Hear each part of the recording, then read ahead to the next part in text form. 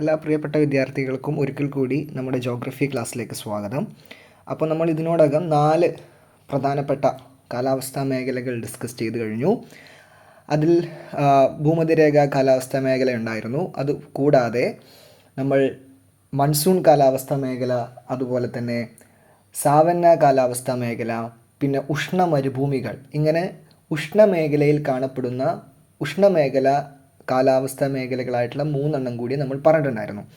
പലർക്കും ഇപ്പോഴും ഒരു ഡൗട്ട് വരുന്ന ഒരു ഏരിയ എന്താണെന്ന് പറഞ്ഞു കഴിഞ്ഞാൽ, ഈ ഉഷ്ണമേഖല എന്ന് പറഞ്ഞു കഴിഞ്ഞാൽ അത് യഥാർത്ഥത്തിൽ നമ്മുടെ ഭൂമധ്യരേഖ 0 ഡിഗ്രി തൊട്ടിട്ട് ഞാൻ പറഞ്ഞിട്ടുണ്ടായിരുന്നത് ഒരു 30 ഡിഗ്രി വടക്ക് 30 ഡിഗ്രി തെക്ക് എന്നായിരുന്നല്ലോ പറഞ്ഞിട്ടുണ്ടായിരുന്നത്. യഥാർത്ഥത്തിൽ അത് 23 ഡിഗ്രി വരെയാണ്. 23 ഡിഗ്രി വടക്കും 23 ഡിഗ്രി തെക്കും. അതായത് 23 ഡിഗ്രി വടക്ക് എന്ന് പറഞ്ഞു കഴിഞ്ഞാൽ ഉത്തരായന രേഖ, 23 ഡിഗ്രി തെക്ക് എന്ന് പറഞ്ഞു കഴിഞ്ഞാൽ ദക്ഷിണായന രേഖ. ഇതിൻ്റെ ഇടയിലാണ് നമ്മൾ അത് യഥാർത്ഥത്തിൽ അതിൻ്റെ ഒരു സ്ഥാനം വരുന്നത്. പക്ഷേ നമ്മളിവിടെ 30 ഡിഗ്രി വരെ കണക്കാക്കുന്നത്, അതായത് ഏകദേശം ഒരു 23യിൽ നിന്നും കുറച്ച് അങ്ങോട്ടേക്ക് ഒരു 30 ഡിഗ്രി വരെ പോയാലും നമ്മൾ അതിനെ ഉഷ്ണമേഖല എന്ന നിലയിലേക്ക് നമ്മൾ എന്ത് ചെയ്യാണ്, കാലാവസ്ഥാ മേഖലയുടെ കാര്യത്തിൽ കൺസിഡർ ചെയ്യുകയാണ് ചെയ്യുന്നത്. അതുകൊണ്ടാണ്. അപ്പോൾ അതൊരു തെറ്റായിട്ടല്ല പറഞ്ഞിട്ടുണ്ടായിരുന്നത്. ചില വിദ്യാർത്ഥികൾ എന്നെ വിളിച്ച് ചോദിക്കുന്ന ഒരു സാഹചര്യം ഉണ്ടായിരുന്നു. അപ്പോൾ അതിൻ്റെ ഭാഗമായിട്ട് പറഞ്ഞതാണ്.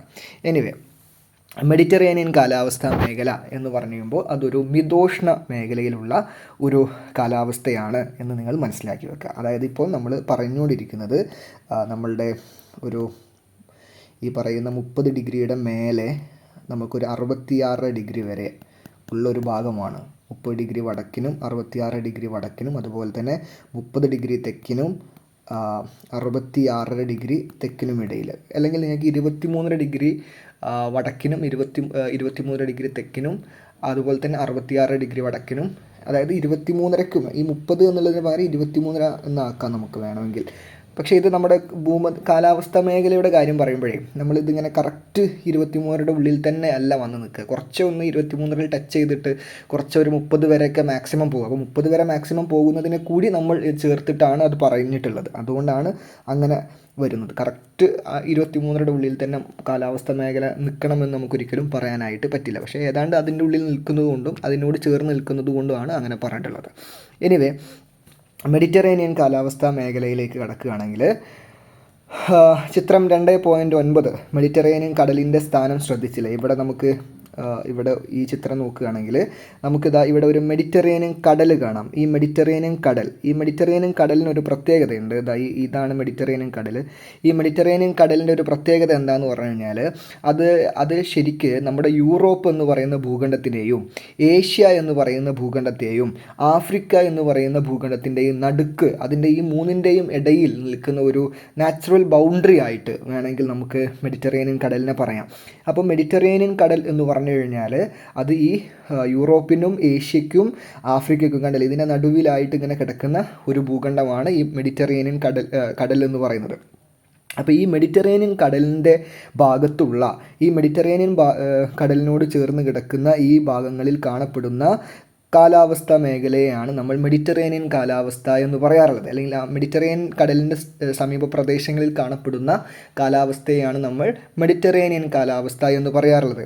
എന്നാൽ ലോകത്ത് ഇതേ കാലാവസ്ഥ, ഈ മെഡിറ്ററേനിയൻ്റെ ഭാഗത്തുള്ള മെഡിറ്ററേനിയൻ കടലിൻ്റെ ഭാഗത്തുള്ള അതേ കാലാവസ്ഥ ലോകത്ത് വേറെ ചില ഭാഗങ്ങളിലും കാണപ്പെടുന്നുണ്ട്. ആഫ്രിക്കയുടെ ഈ ഭാഗത്തും തെക്കേ അമേരിക്കയുടെ ഈ ഭാഗത്തും വടക്കേ അമേരിക്കയുടെ ഈ ഭാഗത്തും ഇതേപോലത്തെ മെഡിറ്ററേനിയൻ കടലിൻ്റെ അതേ കാലാവസ്ഥ കാണപ്പെടുന്നുണ്ട്. അപ്പോൾ മൊത്തത്തിൽ ഇവയെ നമ്മൾ എല്ലാവരെയും കൂടി ചേർത്തിട്ട്, ഈ പച്ച നിറത്തിൽ അടയാളപ്പെടുത്തിയ എല്ലാവരെയും ചേർത്തിട്ട് നമ്മൾ മെഡിറ്ററേനിയൻ കാലാവസ്ഥാ മേഖല എന്ന് വിളിക്കുന്നു.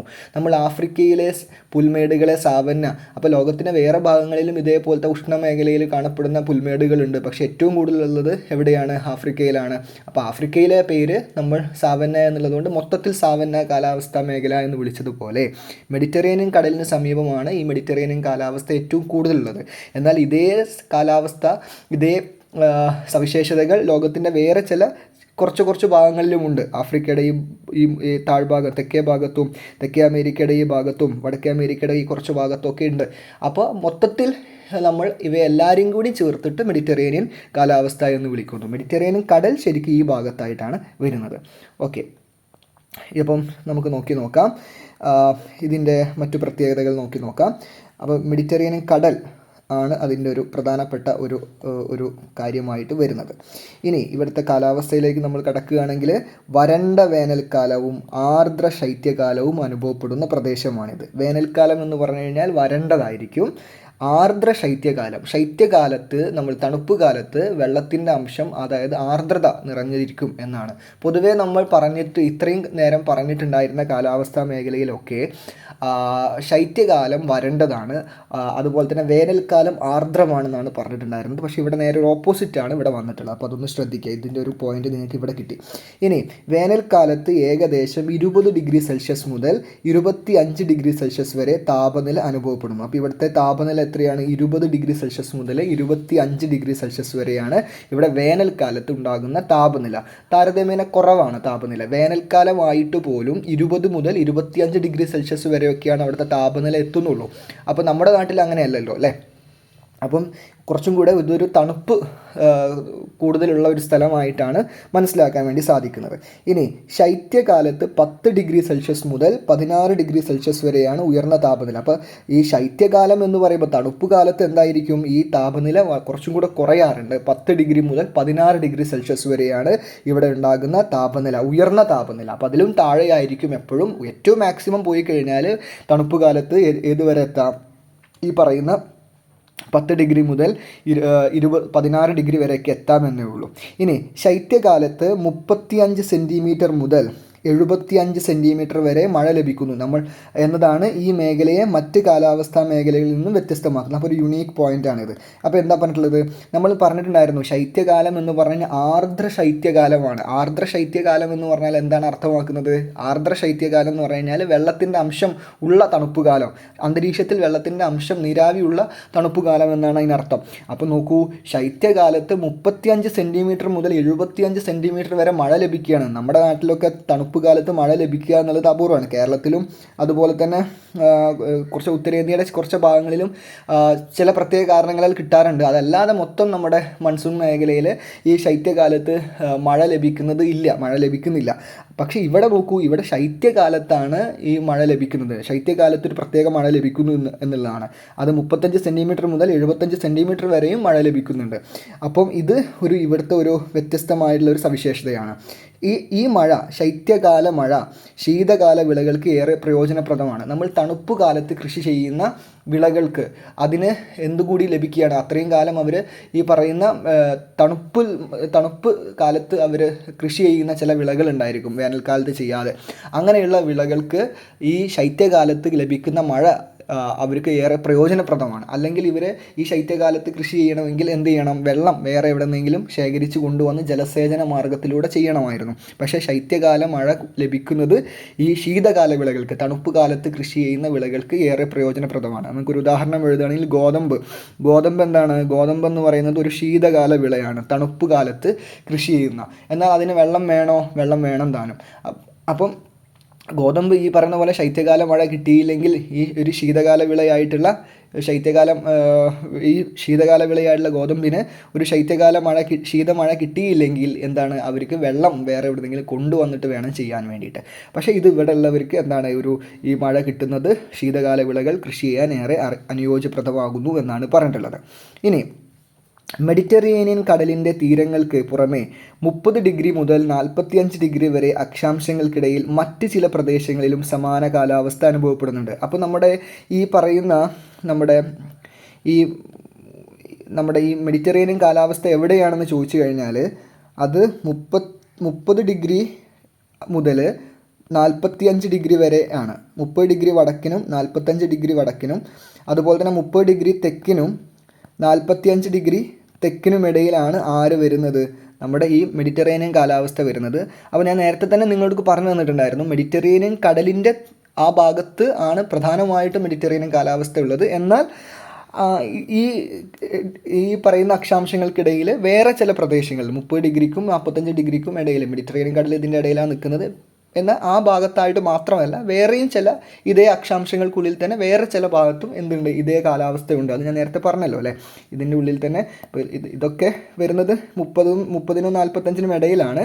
പക്ഷേ അപ്പോൾ മെഡിറ്ററേനിയനിൽ മാത്രമല്ല, മറ്റ് ചില ഭാഗങ്ങളിലും ഈ പറയുന്ന ഇതേ സമാനമായ കാലാവസ്ഥയുണ്ട് എന്നാണ് പറയുന്നത്. ഈ പ്രദേശങ്ങളെ എല്ലാം ചേർത്ത് പൊതുവായി മെഡിറ്ററേനിയൻ കാലാവസ്ഥാ മേഖല എന്ന് വിളിക്കുന്നു. മനസ്സിലായെന്ന് വിചാരിക്കുന്നു. ഇനി ഇവിടുത്തെ നമുക്ക് പ്രധാനപ്പെട്ട എന്താ പറയുക മറ്റ് പ്രത്യേകതകൾ എന്തൊക്കെയാണെന്ന് നോക്കാം. പശ്ചിമവാദങ്ങളാണ് ശൈത്യകാലത്ത് മെഡിറ്ററേനിയൻ പ്രദേശങ്ങളിൽ മഴ ലഭിക്കുന്നതിന് കാരണമാകുന്നത്. പശ്ചിമവാദങ്ങൾ നമ്മൾ പഠിച്ചതാണ് അല്ലേ. ആഗോളവാദങ്ങളിൽ അല്ലെങ്കിൽ നമ്മൾ സ്ഥിരവാദങ്ങളിൽ നമ്മൾ പഠിച്ച ഒരു കാറ്റായിരുന്നു പശ്ചിമവാദങ്ങൾ. പശ്ചിമവാദങ്ങൾ എവിടെ നിന്ന് എവിടേക്ക് വീശുന്നു? നമുക്കറിയാം പശ്ചിമവാദങ്ങൾ എവിടെ നിന്ന് എവിടേക്കാണ് വീശാറുള്ളത്? ഉപോഷ്ണ ഉച്ചമർദ്ദ മേഖലകളിൽ നിന്ന് ഉപദ്രുവീയ ന്യൂനമർദ്ദ മേഖലകളിലേക്ക് വീശുന്ന കാറ്റുകളാണ് അല്ലേ. ഇങ്ങനെയാണ് ഇവിടുന്ന് ഇങ്ങനെ വീശുന്ന കാറ്റുകളാണ്. അതുപോലെ തന്നെ ഇവിടുന്ന് 23.5 നിന്ന് ഇങ്ങോട്ടേക്കും വീശുന്ന കാറ്റുകളാണ്. ഇതാണ് ഏതെന്ന് പറയുന്നത്. ഞാൻ വേറെ മഷിയിൽ അടയാളപ്പെടുത്തണം, അല്ലെങ്കിൽ ഞാൻ മറ്റുള്ളത് വായിച്ചു കഴിഞ്ഞാൽ നിങ്ങൾക്ക് കാണിച്ചു തരാം. ഓക്കെ, നോക്കൂ. ഈ ഉപോഷ്ണ ഉച്ചമർദ്ദ മേഖലകളിൽ നിന്ന്, അതായത് 23.5 ഡിഗ്രി ഉപോഷ്ണ ഉച്ചമർദ്ദ മേഖലകളിൽ നിന്ന് എവിടേക്ക് വീശുന്നു? നമ്മുടെ ഉപദ്രുവീയ ന്യൂനമർദ്ദ മേഖലകളിലേക്ക് വീശുന്ന ഏറെക്കുറെ പടിഞ്ഞാറ് ദിശയിൽ നിന്നും വീശുന്ന കാറ്റുകളാണ് ഏതെന്ന് പറയുന്നത്? പശ്ചിമവാദങ്ങൾ. അപ്പോൾ ഇതാണ് പശ്ചിമവാദങ്ങൾ. ഈ പശ്ചിമവാദങ്ങളാണ് പ്രധാനമായിട്ടും എന്തുണ്ടാക്കുന്നത്? ഈ നമ്മുടെ ഈ മെഡിറ്ററേനിയൻ കാലാവസ്ഥാ മേഖലയിൽ ശൈത്യകാലത്ത് മഴ പെയ്യിക്കാൻ പ്രധാനമായിട്ടും കാരണമാകുന്നത് ഈ പശ്ചിമവാദങ്ങൾ ഇവയ്ക്കിടയിലാണ് വീശുന്നത്. പശ്ചിമവാദങ്ങൾ എന്തുകൊണ്ട് നമ്മുടെ ഉപോഷ്ണ മേഖലകളിൽ വീശുന്നില്ല? കാരണം പശ്ചിമവാദങ്ങൾ എവിടെയാണ് അതിൻ്റെ സ്ഥാനം വരുന്നത്? ഉപോഷ്ണ ഉച്ചമർദ്ദ മേഖലയിൽ നിന്ന് ഉപദ്രുവീയ ന്യൂനമർദ്ദ മേഖലകളിലേക്ക്, അങ്ങോട്ടേക്കാണ് അല്ലേ. അപ്പം നമ്മുടെ ഈ പറയുന്ന ഉപോഷ്ണ മേഖലയിൽ ഉൾപ്പെടുന്ന ഒരു കാറ്റല്ല പശ്ചിമവാദം. ഇത് ഈ ഭാഗത്ത് മാത്രമുള്ളൊരു കാറ്റാണ്. അപ്പോൾ ഇത് അധികവും ഈ പറയുന്ന കടലിൻ്റെ മേഖലയിലൂടെയൊക്കെയാണ് ഈ കാറ്റുകൾ വരുന്നത്. അതുകൊണ്ട് തന്നെ ഈ കാറ്റുകളിൽ ഈ നീരാവി പൂരിതമായിരിക്കും, അത് മഴ പെയ്യിക്കുന്നു. അപ്പോൾ പശ്ചിമവാദങ്ങളാണ് ശൈത്യകാലത്ത് മെഡിറ്ററേനിയൻ പ്രദേശങ്ങളിൽ മഴ ലഭിക്കുന്നതിന് കാരണമാകുന്നത്. പശ്ചിമവാദങ്ങൾ ഓൾറെഡി ഡിസ്കസ് ചെയ്തുകൊണ്ടാണ് വല്ലാതെ അതിൻ്റെ ഡീപ്പ് ചർച്ചയിലേക്ക് പോവാത്തത്. ഇനി മഴയുടെ അളവ് കുറവായതിനാൽ തന്നെ നിബിഡ വനങ്ങൾ ഈ മേഖലയിൽ കാണപ്പെടാറില്ല. അപ്പോൾ സസ്യജാലങ്ങൾ പരിശോധിക്കുകയാണെങ്കിൽ നമുക്ക് എന്താണ്, നിബിഡ വനങ്ങളൊന്നും കാണാൻ പറ്റാറില്ല, നിബിഡ വനങ്ങളൊന്നും കാണപ്പെടാറില്ല. കാര്യം എന്താ? മഴ കുറവ് തന്നെയാണ്. ശൈത്യകാലത്ത് മഴ ലഭിക്കുന്നു എന്നേ പറഞ്ഞിട്ടുള്ളൂ. പക്ഷേ അതിനർത്ഥം എന്താണ്? മറ്റ് സമയങ്ങളിലൊക്കെ ധാരാളം മഴ ലഭിക്കുന്ന ഒരു പ്രദേശമല്ല ഇത്. ഈ ശൈത്യകാലത്ത് ഈ കുറച്ച് മഴ ലഭിക്കുന്നു, പിന്നെ എന്താ പറയുക, കുറച്ച് മഴയാണ് ഇവിടെ മൊത്തത്തിൽ ലഭിക്കുന്നത്. അല്ലാതെ മൊത്തത്തിൽ നല്ല മഴയൊക്കെ കിട്ടിയിട്ട് നിബിഡ വനങ്ങൾ, നിത്യഹരിത വനങ്ങളൊന്നും ഉള്ള ഒരു സ്ഥലമല്ല ഈ പറയുന്ന സ്ഥലം എന്ന് പറയാം. അതുകൊണ്ട് തന്നെ നിബിഡ വനങ്ങളൊന്നും ഇവിടെ കാണാൻ പറ്റാറില്ല. പിന്നെ എന്താണ് കാണപ്പെടാറുള്ളത്? ഓക്ക്, സിക്കോയ തുടങ്ങിയ ഉയരം കൂടിയ നിത്യഹരിത വൃക്ഷങ്ങൾ കാണപ്പെടാറുണ്ട്.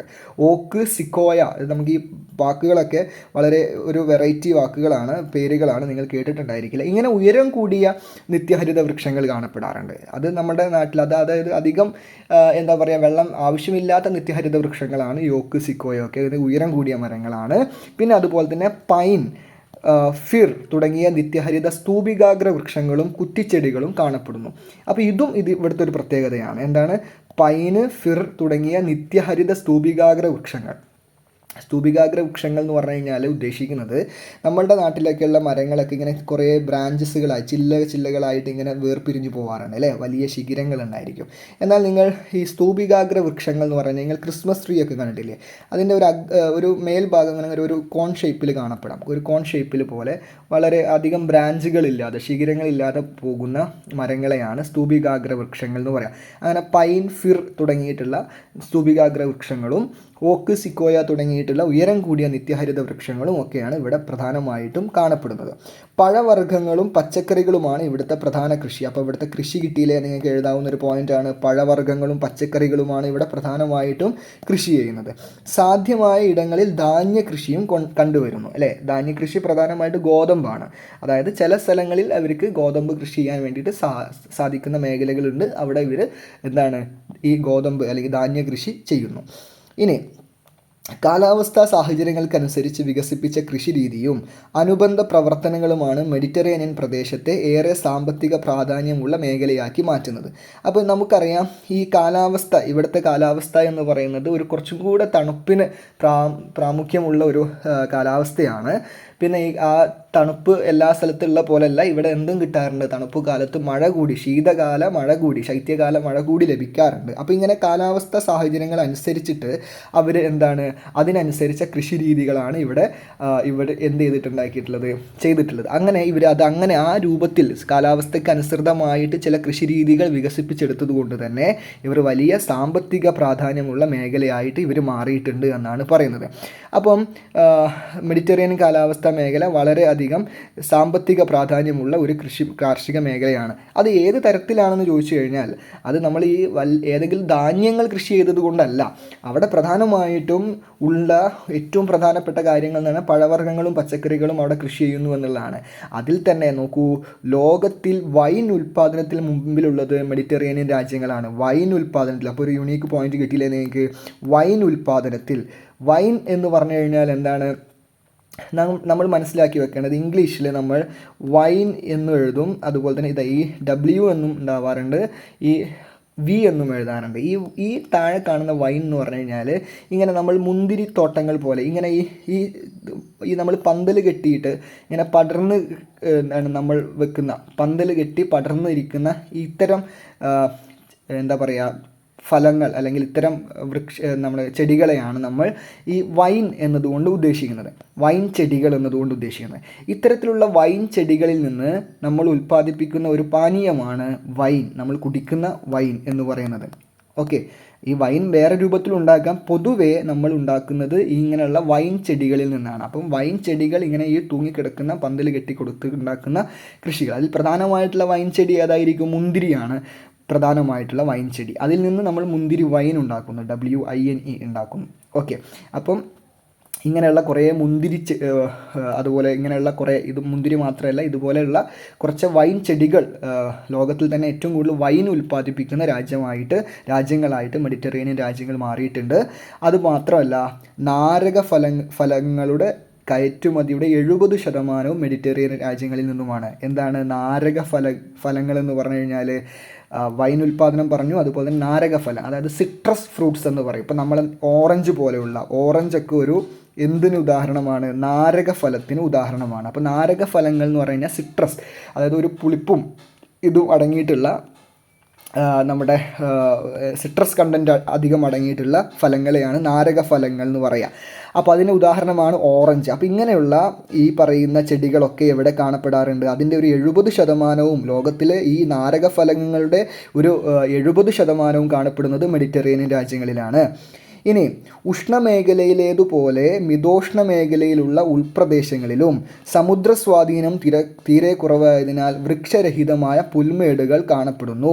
ഈ പ്രദേശങ്ങളാണ് മിതോഷ്ണ പുൽമേടുകൾ. അപ്പോൾ നമ്മൾ ഈ മെഡിറ്ററേനിയൻ കാലാവസ്ഥാ മേഖല നമ്മൾ പറഞ്ഞു കഴിഞ്ഞു. ഇനി അടുത്ത ഒരു കാലാവസ്ഥാ മേഖലയിലേക്ക് നമ്മൾ കടക്കുകയാണ്. അതാണ് ഏതെന്ന് പറയുന്നത്? മിതോഷ്ണ പുൽമേടുകൾ എന്ന് പറയുന്നത്. ഈ ഉഷ്ണമേഖലയിലെ നമ്മൾ എന്ത് കണ്ടിട്ടുണ്ടായിരുന്നു? ഉഷ്ണമേഖലയിലെ ഉൾപ്രദേശങ്ങളിൽ, സമുദ്ര സ്വാധീനം കുറഞ്ഞിട്ടുള്ള ഉൾപ്രദേശങ്ങളിൽ നമ്മൾ പറഞ്ഞിട്ടുണ്ടായിരുന്നു അവിടെ പുൽമേടുകളുണ്ട്. അതിനെയാണ് നമ്മൾ എന്തെന്ന് വിളിച്ചിട്ടുണ്ടായിരുന്നത്? സാവന്ന എന്ന് വിളിച്ചിട്ടുണ്ടായിരുന്നത്. അങ്ങനെ ഉഷ്ണമേഖലയിലുള്ള പുൽമേടുകൾ നമ്മൾ പറഞ്ഞു. ഇതേപോലെ മിതോഷ്ണ മേഖല എന്ന് പറയുമ്പോൾ നമ്മൾ ഉദ്ദേശിക്കുന്നത് എവിടെയാണെന്ന് വീണ്ടും ആലോചിച്ച് വെക്കുക. 30 ഡിഗ്രി വടക്കിനും അതുപോലെ തന്നെ ഈ 66 ഡിഗ്രി വടക്കിനും അതുപോലെ 30 ഡിഗ്രി തെക്കിനും ഈ 66 ഡിഗ്രി തെക്കിനും ഇടയിലായിട്ട് കാണപ്പെടുന്ന അക്ഷാംശങ്ങൾക്കിടയിൽ കാണപ്പെടുന്ന പുൽമേടുകളെയാണ് നമ്മൾ എന്തെന്ന് വിളിക്കുന്നത്? ഉൾപ്രദേശങ്ങളിലുള്ള സമുദ്ര സ്വാധീനമില്ലാത്ത, അതായത് കടലിൻ്റെ തീരങ്ങളിലല്ലാതെ കുറച്ച് ഉള്ളിലേക്ക് കയറി നിൽക്കുന്ന സ്ഥലങ്ങളിലാണ് മിതോഷ്ണ മേഖലയിലെ പുൽമേടുകളുള്ളത്. ഈ പുൽമേടുകൾ സമുദ്ര സ്വാധീനം തീരെ കുറവായതിനാൽ, കടലിൽ നിന്ന് വേറെ അകലെ ആയതിനാൽ തന്നെ വൃക്ഷരഹിതമായ പുൽമേടുകളാണ്. അതായത് മരങ്ങളല്ല, പകരം അവിടെ പുൽമേടുകളാണ് ഉണ്ടായിരിക്കുക. പുൽമേടുകൾ എന്ന് പറഞ്ഞാൽ ഉയരത്തിലുള്ള പുൽവർഗ്ഗങ്ങളാണ് ഉണ്ടായിരിക്കുക, മരങ്ങളല്ല. കാര്യം അവിടെ ഈ സമുദ്ര സ്വാധീനം ഇല്ലാത്തത് തന്നെയാണ്, അവിടെ അവർക്ക് വളരാൻ സാഹചര്യങ്ങൾ ഇല്ലാത്തത് കൊണ്ട് തന്നെയാണ്. പകരം അവിടെ പുൽമേടുകളാണ് വന്നിട്ടുള്ളത്. ഇങ്ങനെ മിതോഷ്ണ മേഖലയിൽ കാണപ്പെടുന്ന പുൽമേടുകളെ വിളിക്കുന്ന പേരാണ് മിതോഷ്ണ പുൽമേടുകൾ എന്ന് വിളിക്കുക. അപ്പോൾ മിതോഷ്ണ പുൽമേടുകളാണ് നമുക്ക് അടുത്ത ഒരു കാലാവസ്ഥാ മേഖലയായിട്ട് പഠിക്കാനുള്ളത്. അപ്പോൾ നമുക്ക് നോക്കാം. എവിടെയാണ് ഈ മിതോഷ്ണ പുൽമേടുകൾ എന്നുള്ളത് നോക്കാം. ഫസ്റ്റ് പോയിന്റ് എഴുതിക്കോളൂ. ഇരു അർദ്ധഗോളങ്ങളിലുമായിട്ട്, രണ്ട് അർദ്ധഗോളങ്ങളിലും മിതോഷ്ണ പുൽമേടുകളുണ്ട്. ഉത്തരാർദ്ധഗോളത്തിലും ഉണ്ട്, ദക്ഷിണാർദ്ധഗോളത്തിലും ഉണ്ട്. ഇരു അർദ്ധഗോളങ്ങളിലുമായി 40 ഡിഗ്രി മുതൽ 55 ഡിഗ്രി വരെ അക്ഷാംശങ്ങൾക്കിടയിലാണ് ഈ പുൽമേടുകളുടെ സ്ഥാനം. കണ്ടില്ലേ, നോക്കൂ, 30ൻ്റെ മേലേക്ക് വന്നു അല്ലേ. 30ൻ്റെ മേലേക്ക് തന്നെയാണ്, 30ൻ്റെ മേലേക്കാണ്. നമ്മൾ 66 വരെയാണ് എന്ത് പറയാറുള്ളത്, 30 ഡിഗ്രി വടക്കിനും 30 ഡിഗ്രി തെക്കിനും 30 ഡിഗ്രി തെക്കിനും ഇടയിലുള്ള 66ൻ്റെ ഇടയിലുള്ള ഈ ഭാഗങ്ങളെയാണ് നമ്മൾ മിതോഷ്ണ മേഖലകൾ എന്ന് വിളിക്കാറുള്ളത്. അതിൽ തന്നെ ഇവിടെ എത്രയാണ് പറഞ്ഞിട്ടുള്ളത്, 40 മുതൽ 30ന് ശേഷം 40 മുതൽ എന്താണ്, അപ്പോൾ ഇതിൻ്റെ ഉള്ളിൽ തന്നെയല്ലേ 40 വരുന്നത്. 40 എന്ന് പറഞ്ഞാൽ 30ന് ശേഷമല്ലേ വരുന്നത്. അപ്പോൾ 40 ഡിഗ്രി മുതൽ ഏകദേശം ഏത് വരെയാണ്, 55 ഡിഗ്രി വരെ, ഏകദേശം ഒരു 55 ഡിഗ്രി വരെ, 55 ഡിഗ്രി വടക്കും അതുപോലെ തന്നെ 55 ഡിഗ്രി തെക്കും വരെ. അപ്പം 40 ഡിഗ്രിക്കും 55 ഡിഗ്രിക്കും രണ്ട് അർദ്ധഗോളങ്ങളിലും എന്താണ് ഈ കാണപ്പെടുന്ന ഉത്തരാർദ്ധഗോളത്തിലും ദക്ഷിണാർദ്ധഗോളത്തിലും 40 ഡിഗ്രി മുതൽ 55 ഡിഗ്രി വരെ അക്ഷാംശങ്ങൾക്കിടയിൽ കാണപ്പെടുന്ന പുൽമേടുകളാണ് ഏതെന്ന് പറയുന്നത്, മിതോഷ്ണ പുൽമേടുകൾ എന്ന് പറയുന്നത്. ഇവ വിവിധ പ്രദേശങ്ങളിൽ വ്യത്യസ്തമായ പേരുകളിൽ അറിയപ്പെടുന്നു. ചുവടെ നൽകിയിട്ടുള്ള ഭൂപടം ചിത്രം 2.11 നിരീക്ഷിച്ച് മിതോഷ്ണ പുൽമേടുകൾ ഏതൊക്കെ വൻകരയിലാണെന്ന് കണ്ടെത്തി പട്ടിക പൂർത്തിയാക്കൂ. അപ്പോൾ എന്താ പറഞ്ഞിട്ടുള്ളത്, ഈ പുൽമേടുകൾ, മിതോഷ്ണ പുൽമേടുകൾ ഓരോ വൻകരയിലും വേറെ വേറെ പേരുകളിലാണ് അറിയപ്പെടുന്നത് എന്നാണ് പറയുന്നത്. മൊത്തത്തിൽ ഇവ മിതോഷ്ണ പുൽമേടുകൾ എന്നറിയപ്പെടുന്നു. പക്ഷേ ഓരോ വൻകരയിലും ഇവയ്ക്ക് എന്താണ് വേറെ വേറെ പേരുകളാണ്. നോക്കൂ, ഇവിടെ വടക്കേ അമേരിക്ക എന്ന് പറയുന്ന ഭൂഖണ്ഡത്തിൽ അതിന് പ്രയറി എന്നാണ് വിളിക്കുന്നത്. തെക്കേ അമേരിക്കയിൽ അതിനെ വിളിക്കുന്നത് പാമ്പാസ് എന്നാണ്. ആഫ്രിക്കയിൽ അതിനെ വിളിക്കുന്നത് വെൽഡ് എന്നാണ്. ഇനി നമ്മുടെ ഓസ്ട്രേലിയയിൽ അത് വിളിക്കുന്നത് ഡൗൺസ് എന്നാണ്. പിന്നെ നമ്മുടെ ഏഷ്യയുടെ ഈ ഭാഗത്തായിട്ട്, ഏഷ്യയുടെയും യൂറോപ്പിൻ്റെ കുറച്ച് ഭാഗത്തായിട്ട് സ്റ്റെപ്പി എന്നാണ് അറിയപ്പെടുന്നത്, സ്റ്റെപ്പി. അപ്പോൾ നമുക്കിവിടെ എഴുതി നോക്കാം, നമുക്കിവിടെ ഓരോന്ന് എഴുതാം. നിങ്ങൾ ഇവിടെ എഴുതിയാൽ മതി. എന്താണ്, വടക്കേ അമേരിക്ക പ്രയറി എന്നറിയപ്പെടുന്നത് വടക്കേ അമേരിക്കയിൽ പ്രയറി എന്നറിയപ്പെടുന്നു. പിന്നെ തെക്കേ അമേരിക്കയിൽ അത് എന്ത് പേരിലാണ് അറിയപ്പെട്ടത്, തെക്കേ അമേരിക്കയിൽ അറിയപ്പെട്ട പേര് പാമ്പാസ് എന്ന പേരിലാണ് അറിയപ്പെട്ടത്. ഇനി അടുത്തത് ആഫ്രിക്കയുടെ ഭാഗത്ത് വെൽഡ് എന്നാണ് അറിയപ്പെട്ടത്, വെൽഡ് എന്നാണ്. ഇനി ഓസ്ട്രേലിയയുടെ ഭാഗത്ത് അത് അറിയപ്പെട്ടത് എന്ത് പേരിലാണ്, ഡൗൺസ് എന്ന പേരിലാണ്. ഇനി നമുക്ക് ഏഷ്യ പ്ലസ് യൂറോപ്പിൻ്റെ ഭാഗത്തായിട്ട്, അതായത് നമ്മുടെ ഈ ഏഷ്യ യൂറോപ്പ് എന്ന് പറയുന്നത് ഏകദേശം ഇതിങ്ങനെ വ്യാപിച്ച് കിടക്കുന്നത് നമ്മുടെ ഏകദേശം എന്താണ്, നമ്മുടെ ഈ റഷ്യ, അതുപോലെ തന്നെ യൂറോപ്പിൻ്റെയൊക്കെ ഒരു, റഷ്യ എന്ന് പറയുമ്പോൾ യൂറോപ്പിലും ഏഷ്യയിലും കൂടെ വ്യാപിച്ച് കിടക്കുന്ന രാജ്യമാണല്ലോ. അപ്പോൾ ഇതിൻ്റെയൊക്കെ ഒരു സ്വാധീനം ഉള്ളത് കൊണ്ടാണ് യൂറോപ്പിലും ഏഷ്യയിലുമായിട്ട് ഇതിനെ നമുക്ക് എന്താണ് വിളിക്കുക, സ്റ്റെപ്പി എന്ന് വിളിക്കാം. അപ്പോൾ ഇങ്ങനെയാണ് നമ്മളുടെ ഏതെന്ന് പറയുന്നത്, ഈ പറയുന്ന മിതോഷ്ണ പുൽമേടുകൾ വരുന്നത് എന്നുള്ള കാര്യം ആലോചിച്ച് വെക്കുക. അപ്പം ഇത് നിങ്ങൾ പൂരിപ്പിക്കുമെന്ന് വിചാരിക്കുന്നു.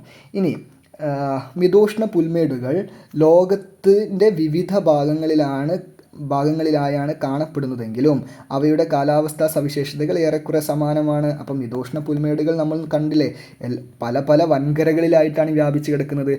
പക്ഷേ അപ്പോൾ ഈ പച്ച നിറത്തിൽ അടയാളപ്പെടുത്തിയാണ്, അപ്പോൾ ഇത് ലോകത്തിൻ്റെ വിവിധ ഭാഗങ്ങളിലാണെങ്കിലും ഇവയ്ക്ക് മൊത്തമായിട്ട് ചില സവിശേഷതകളുണ്ട്. അപ്പം മൊത്തത്തിൽ ഇവയുടെ സവിശേഷതകൾ സമാനമാണ്. അതുകൊണ്ടാണ് അവയെ എന്ത് വിളിച്ചത്, ഈ പറയുന്ന മിതോഷ്ണ പുൽമേടുകൾ എന്ന് ഇവ മൊത്തമായിട്ട് വിളിച്ചത്. ഇനി ഹ്രസ്വമായ വേനൽക്കാലവും ദീർഘമായ ശൈത്യകാലവുമാണ് മിതോഷ്ണ പുൽമേടുകളിലെ കാലാവസ്ഥ പ്രത്യേകത. ഒരു പോയിന്റ് കിട്ടി, ഹ്രസ്വമായ വേനൽക്കാലം സ്റ്റെപ്പി എന്ന് പറയുന്ന മേഖലയിൽ എന്തായിരിക്കും, പ്രധാനമായിട്ടും എന്താണ്, ഇത് ഹ്രസ്വമായിരിക്കും, ചെറിയ വേനൽക്കാലമായിരിക്കും. അതുപോലെ തന്നെ ദീർഘമായ ശൈത്യകാലവും വലിയ തണുപ്പുകാലവും ചെറിയ വേനൽക്കാലവുമായിരിക്കും ഇവിടുത്തെ കാലാവസ്ഥാ പ്രത്യേകത. അപ്പോൾ ഒരു പോയിന്റ് നിങ്ങൾക്ക് കിട്ടിയല്ലോ.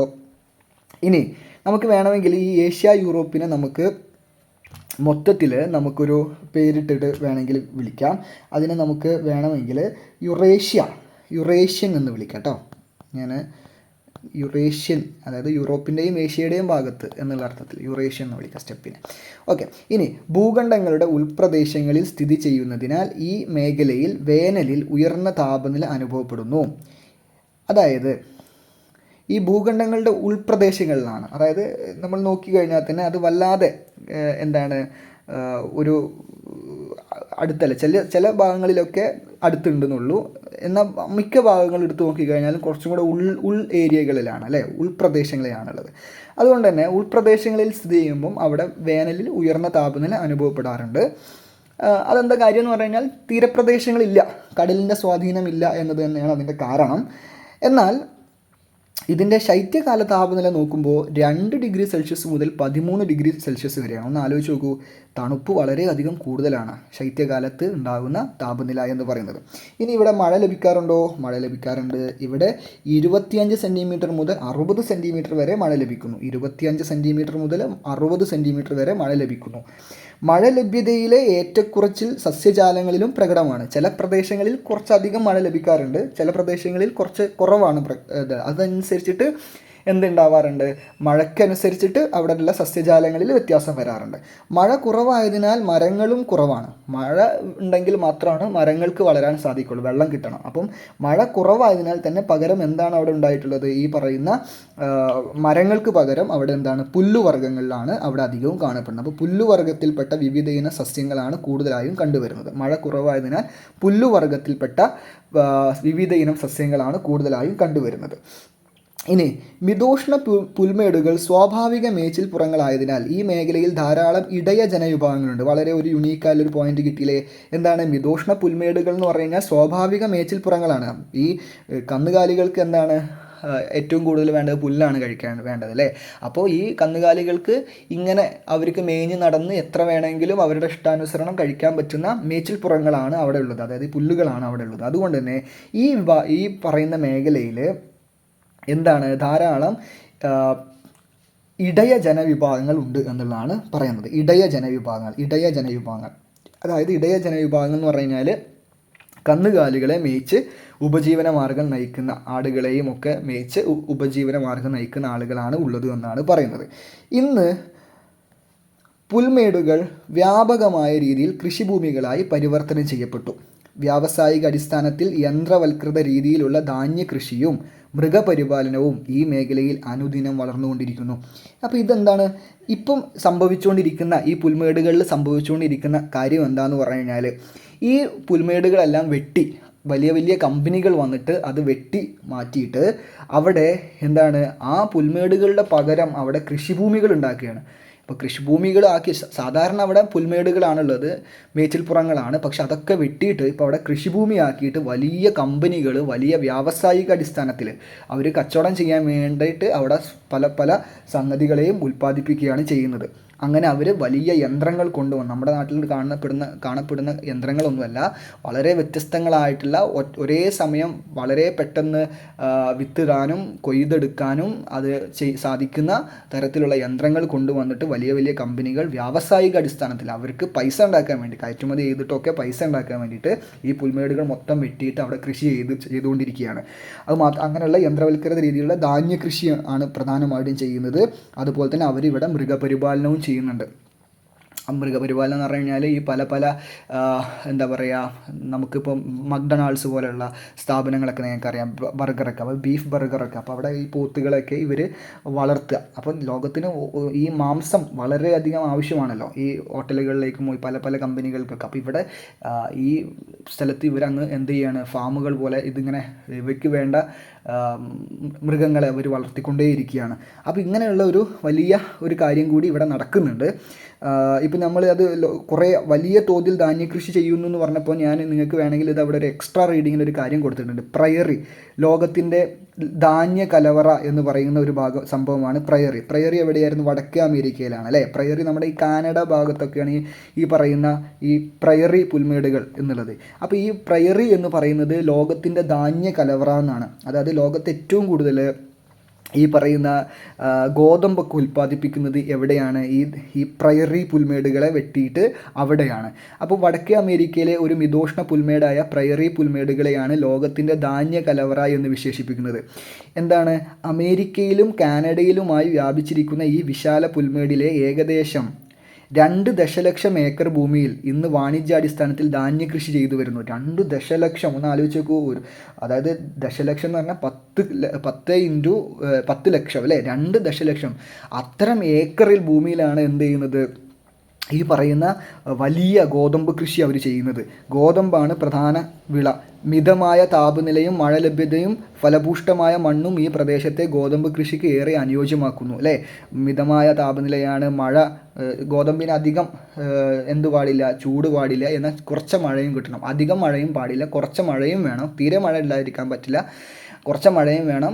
തണുപ്പ് വല്ലാതെ താഴാനും പാടില്ല, എന്നാൽ തണുപ്പ് വേണം. എന്നാൽ താപനില വലിയ ഉയരത്തിലേക്ക് ഉയരാനും പാടില്ല. ഇങ്ങനെ ഈ ഒരു അവസ്ഥ നമുക്ക് ഇവിടെ ഉള്ളത് കൊണ്ട് തന്നെ ഇവിടെ ധാരാളം ഈ പറയുന്ന ഗോതമ്പ് കൃഷി ചെയ്യാൻ വേണ്ടി പറ്റുന്നു. വൻ തോതിലുള്ള ഗോതമ്പ് ഉൽപ്പാദനമാണ് പ്രയറി പുൽമേടുകളെ ലോകത്തിൻ്റെ ധാന്യ കലവറ എന്ന വിശേഷണത്തിന് അർഹമാക്കിയത്. ലോകത്തിൻ്റെ ഏറ്റവും കൂടുതൽ ഗോതമ്പ് ഉൽപ്പാദിപ്പിക്കുന്ന ധാന്യ കലവറയാണ്. ഇപ്പോൾ ഇന്ത്യ സ്വതന്ത്രമായ സമയത്തൊക്കെ ഇന്ത്യക്ക് പുറത്തുള്ള അമേരിക്കയിൽ നിന്നൊക്കെയാണ്, കാനഡയിൽ നിന്നൊക്കെ നമുക്ക് ഗോതമ്പ് ഇറക്കുമതി ചെയ്യേണ്ട ഒരു അവസ്ഥ ഉണ്ടായിരുന്നു. അപ്പോൾ ഈ പുൽമേടുകളിൽ നിന്നൊക്കെയാണ് നമ്മളിത് ഇറക്കുമതി ചെയ്തിരിക്കുന്നത്. അപ്പോൾ ഇതാണ് നമ്മൾ മനസ്സിലാക്കി വെക്കേണ്ടത്. ഇനി അപ്പോൾ നിങ്ങൾക്ക് വേണമെങ്കിൽ ഒരു ഉദാഹരണമായിട്ട് പ്രയറി എന്നൊക്കെ നിങ്ങൾക്ക് എഴുതിയിട്ട് ഈ ഉദാഹരണമൊക്കെ എഴുതാം. ഇനി കാലാവസ്ഥാ സവിശേഷതകൾക്കനുസരിച്ചാണ് ഓരോ മേഖലയിലെയും സസ്യജാലങ്ങളും ജനജീവിതവും രൂപപ്പെടുന്നത്. എങ്കിലും കാലത്തിനനുസരിച്ച് കൈവരിക്കുന്ന സാങ്കേതിക പുരോഗതിയുടെ ഭാഗമായി മനുഷ്യർ പല മേഖലകളുടെയും സ്വാഭാവിക സവിശേഷതകളിൽ മാറ്റം വരുത്തുന്നു. നമുക്കറിയാം, ഓരോന്നിനും ഒരു തനതായ പ്രകൃതിദത്തമായ രീതികളുണ്ട്. പക്ഷേ അതിനനുസരിച്ചിട്ടായിരിക്കും അവിടുത്തെ സസ്യജാലങ്ങളും ജനജീവിതവും ഒക്കെ വരുന്നത്. പക്ഷെ മനുഷ്യൻ എന്ത് ചെയ്യുകയാണ്? ഇതിലൊക്കെ ഇടപെട്ടിട്ട് മനുഷ്യൻ ഈ പറയുന്ന സാങ്കേതിക പുരോഗതി, യന്ത്രങ്ങളുടെ ഒക്കെ ഒരു പുരോഗതി കൈവരിച്ചപ്പോൾ മനുഷ്യൻ ഈ പറയുന്ന സ്വാഭാവിക കാര്യങ്ങളെയൊക്കെ മാറ്റി മനുഷ്യൻ്റെ ആവശ്യങ്ങൾക്കായിട്ട് ഇതിനൊക്കെ മാറ്റുമ്പോൾ അതിനനുസരിച്ചിട്ടുള്ള എന്ത് രൂപപ്പെട്ടു വരുന്നു? അതിനനുസരിച്ചുള്ള സസ്യജാലങ്ങളൊക്കെയാണ് രൂപപ്പെട്ടു വരുന്നത്. സ്വാഭാവിക സസ്യജാലങ്ങളൊക്കെ ഇപ്പോൾ അന്യം നിന്ന് പോവുകയാണ്. സ്വാഭാവിക മേച്ചിൽപ്പുറങ്ങളായിരുന്ന മിതോഷ്ണ പുൽമേടുകൾ വ്യാവസായിക അടിസ്ഥാനത്തിൽ വ്യാപകമായി കൃഷിയും മൃഗപരിപാലനവും നടത്തുന്ന ഇടങ്ങളായി പരിവർത്തനം ചെയ്യപ്പെട്ടത് കണ്ടില്ലേ അല്ലേ? നമ്മളിപ്പോൾ കണ്ടു. എന്താണ്? സ്വാഭാവിക മേച്ചിൽപ്പുറങ്ങളായിരുന്നു അത്. നാച്ചുറലി പ്രകൃതിദത്തമായിട്ട് അത് അങ്ങനെയാണ്. പക്ഷേ മനുഷ്യരെന്താ ചെയ്തത്? അതിന് പൈസ ഉണ്ടാക്കാൻ വേണ്ടിയിട്ട് വ്യാവസായിക അടിസ്ഥാനത്തിൽ വ്യാപകമായി കൃഷി ചെയ്തു, മൃഗപരിപാലനം നടത്തി. അത് നല്ല കാര്യമല്ല. അത് അവർക്ക് അവിടുത്തെ സ്വാഭാവികത എന്ന് പറയുന്നത് എന്തായിരുന്നു? മേച്ചിൽപ്പുറങ്ങളായിരുന്നു. അപ്പം നമ്മളിതൊക്കെ പറയുമ്പോൾ ലോകത്ത് ഭൂമിയിൽ മനുഷ്യൻ ചെയ്ത ആദ്യത്തെ പ്രകൃതി വിരുദ്ധ കാര്യം, അൺനാച്ചുറൽ ആക്ടിവിറ്റി എന്താണെന്ന് ചോദിച്ചു കഴിഞ്ഞാൽ കൃഷിയാണ്. കാര്യം നമുക്ക് കൃഷി എന്ന് പറയുന്ന സംഗതി ഭൂമി ഉണ്ടായ സമയത്തൊന്നുമില്ല. അത് എന്താണ്? മനുഷ്യൻ ആ ഭൂമിയെ കൃഷിക്ക് അനുയോജ്യമായ ഭൂമിയാക്കിയിട്ട് കിളച്ചുകൊണ്ട് ഉഴുതുമറിച്ചുകൊണ്ട് ആക്കി മാറ്റിയെടുക്കുകയാണ്. അതിനെയാണ് നമ്മൾ എന്താ പറയുക, അസ്വാഭാവികമായിട്ട് പ്രകൃതിക്ക് വിരുദ്ധമായി ചെയ്ത ഒരു കാര്യമാണ്. അപ്പോൾ കൃഷി നല്ലതാണോ എന്ന് വെച്ച് കഴിഞ്ഞാൽ പ്രകൃതി വിരുദ്ധമാണ്. പക്ഷെ നമുക്ക് കൃഷിയില്ലാതെ ജീവിക്കാൻ പറ്റുമോ? പക്ഷേ ഇവിടുത്തെ കൃഷി എന്ന് പറഞ്ഞു കഴിഞ്ഞാൽ ഇവർ മനുഷ്യരെ നന്നാക്കാൻ വേണ്ടിയിട്ടല്ല, അത് വലിയ കച്ചവട ആവശ്യത്തിന് വേണ്ടിയിട്ടാണ്. അപ്പോൾ അതും വലിയ തോതിലാണ്. കുറച്ചൊക്കെ ആണെങ്കിൽ പിന്നെയും കുഴപ്പമില്ല. ഈ വലിയ തോതിൽ മിതോഷ്ണ പുൽമേടുകളെ വെട്ടിച്ചെറുതാക്കിയിട്ട് വ്യാവസായിക അടിസ്ഥാനത്തിൽ കൃഷിയും മൃഗപരിപാലനവും ചെയ്യുകയാണ് എന്നാണ് പറയുന്നത്. ജനസംഖ്യയും മനുഷ്യൻ്റെ ആവശ്യങ്ങളും അനുദിനം വർദ്ധിച്ചു വരുന്ന വർത്തമാനകാലത്ത് സാധ്യമായ പ്രദേശങ്ങളെല്ലാം പ്രയോജനപ്പെടുത്തുന്നതിനുള്ള ശ്രമങ്ങൾ തുടർന്നുകൊണ്ടേയിരിക്കും. അത് മനുഷ്യനെ കുറ്റം പറയാനും വലിയ പറ്റില്ല. കാര്യം ആളുകളുടെ എണ്ണം കൂടിക്കൊണ്ടേയിരിക്കുകയാണ്, മനുഷ്യൻ്റെ ആവശ്യങ്ങൾ കൂടിക്കൊണ്ടേയിരിക്കുകയാണ്. ഇത്രയും ആളുകൾക്ക് ഫുഡും കാര്യങ്ങളൊക്കെ എത്തണം. അപ്പോൾ അത് ബിസിനസ് മൈൻഡിൽ ചിന്തിച്ചാലും പക്ഷേ ഇതിനകത്ത് നമുക്കിതില്ലാതെ ജീവിക്കാനും പറ്റില്ല. അപ്പോൾ അതുകൊണ്ട് തന്നെ ഈ പറയുന്ന പോലെ അത്തരം സാധ്യമായ ശ്രമങ്ങളെല്ലാം തുടർന്നുകൊണ്ടേയിരിക്കും. കാലാവസ്ഥാപരമായി ഏറെ ദുഷ്കരമായ ശൈത്യമേഖലകളുടെ ഭൂമിശാസ്ത്ര സവിശേഷതകളും ജനജീവിതവും പരിശോധിക്കാം. അപ്പോൾ നമുക്ക് അടുത്ത ക്ലാസ്സിൽ നമുക്കിനി ശൈത്യമേഖലകളിലേക്ക് കടക്കാം. ശൈത്യമേഖലകളിലേക്ക് കടന്നിട്ട് അവിടെയുള്ള പ്രത്യേകതകൾ നമുക്ക് എങ്ങനെയൊക്കെയാണ്, ഏതൊക്കെയാണെന്നുള്ളത് നമുക്ക് നോക്കി വരാം. ഓക്കെ, അപ്പോൾ താങ്ക് യു സോ മച്ച്.